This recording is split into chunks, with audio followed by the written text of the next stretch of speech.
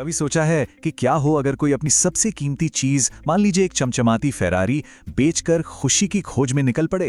अजीब लगता है ना? पर यही पावरफुल आइडिया है रॉबिन शर्मा की किताब the monk who sold his Ferrari का।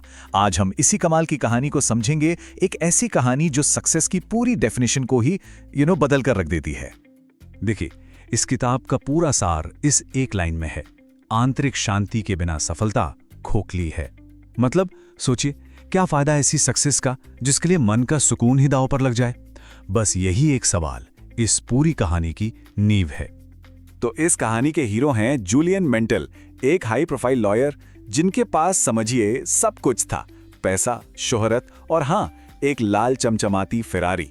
बाहर से देखो तो लाइफ एकदम परफेक्ट, लेकिन सिर्फ बाहर से। और यहां उनकी जिंदगी का असली सच सामने आता है। जैसा कहते हैं ना, सिक्के के दो पहलू। एक तरफ तो थी उनकी हाई फ्लाइंग सक्सेस, वो लाल फरारी, और दूसरी तरफ अंदर से एक गहरा खालीपन। आत्मा बिल्कुल सूखी हुई और हेल्थ वो तो जैसे खत्म ही हो रही थी। लाइफ का बैलेंस पूरी तरह से बिगड़ चुका था। और फिर एक दिन भरे कोर्टरूम में उन्हें हार्ट अटैक आ गया। ये उनके लिए एक वेकअप कॉल था, एक झटका जिसने उन्हें हिलाकर रख दिया। और बस यही वो मोमेंट था जब उन्होंने तय कर लिया कि अब लाइफ की डायरेक्शन को बदलना ही होगा, हमेशा के लिए। तो अपनी पुरानी लाइफ को पीछे छोड़ने के लिए जूलियन ने एक बहुत बड़ा कदम उठाया। उन्होंने अपना सब कुछ बेच दिया। हाँ, सब कुछ, जिसमें उनकी वो प्यारी और लाल फेरारी भी शामिल थी। और ये सिर्फ एक गाड़ी बेचना नहीं था, ये उस मटीरियलिस्टिक, उस खोखली दुनिया को अलविदा कहना था जो उन्हें अंदर ही अंदर खाए जा रही थी। और फिर वो निकल पड़े जिंदगी के असली मतलब की तलाश में, सीधे हिमालय की तरफ। यहां से उनकी असली जर्नी शुरू हुई। तो सवाल यह है कि आखिर जूलियन ने हिमालय में ऐसा क्या सीखा? उन्होंने डिस्कवर किए जीवन जीने के कुछ ऐसे टाइमलेस प्रिंसिपल्स, ऐसे सुनहरे उसूल जो किसी की भी लाइफ में बैलेंस और मीनिंग यानी सार्थकता ला सकते हैं। और ये हैं वो 7 टाइमलेस गुण। कहा जा सकता है कि ये इस किताब का दिल है, एक मीनिंगफुल लाइफ जीने का पूरा ब्लूप्रिंट।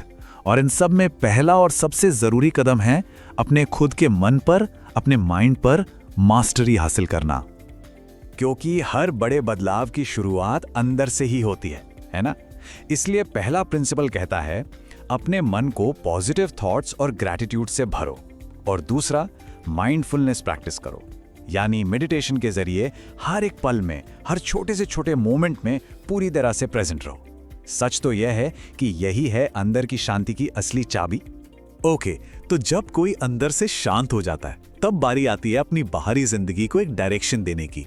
और इसके लिए 2 चीजें चाहिए। पहला, बिल्कुल क्लियर गोल्स, और ये गोल्स सिर्फ पैसों के बारे में नहीं होने चाहिए। और दूसरा, डिसिप्लिन, एक ऐसी डेली रूटीन जो हेल्थ, लर्निंग और सेल्फ रिफ्लेक्शन में हर दिन धीरे धीरे आगे बढ़ाए। इसके बाद जो प्रिंसिपल आता है वो है सिंप्लिसिटी, सादगी।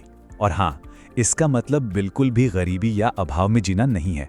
इसका मतलब है चूज करना, ये देखना कि लाइफ में सच में क्या जरूरी है और क्या नहीं। फालतू की चीजों और डिस्ट्रैक्शंस को हटाकर एक्सपीरियंसेस और रिश्तों पर फोकस करना। और आखिर में आते हैं आखिरी 2 गुण। अपना काम सिर्फ काम के लिए नहीं, बल्कि एक बड़े पर्पस के साथ करना। और दूसरों की सेवा में फुलफिलमेंट ढूंढना। क्योंकि सच्चा सुकून और असली सैटिस्फैक्शन तभी मिलता है जब अपना काम किसी बड़े मकसद से जुड़ जाता है। तो इन सब प्रिंसिपल्स का निचोड़ क्या है? असली टेकअवे क्या है? ये सब हमें इस बात पर सोचने के लिए मजबूर करते हैं कि हम वेल्थ यानी अमीरी को देखते कैसे हैं, इसकी डेफिनेशन क्या है हमारे लिए। ये किताब कहती है कि दौलत 2 तरह की होती है। एक है मटीरियल वेल्थ, यानी गाड़ी, बंगला, पैसा, स्टेटस जो बाहर दिखता है। और दूसरी है सच्ची दौलत, जिसमें आते हैं सेल्फ मास्टरी, एक पर्पस और मन का सुकून। और मैसेज बिल्कुल साफ है, असली अमीरी, असली दौलत हमेशा अंदर से आती है। तो आखिर में ये किताब सिर्फ एक कहानी नहीं है, ये लाइफ जीने का एक पूरा दर्शन है, एक फिलॉसफी है। ये हमें अपनी प्रायोरिटीज पर सवाल उठाने के लिए इंस्पायर करती है और अपने पीछे एक बहुत गहरा सवाल छोड़ जाती है, जिसके बारे में सोचा जाना चाहिए कि एक सच में रिच, एक समृद्ध लाइफ आखिर दिखती कैसी है।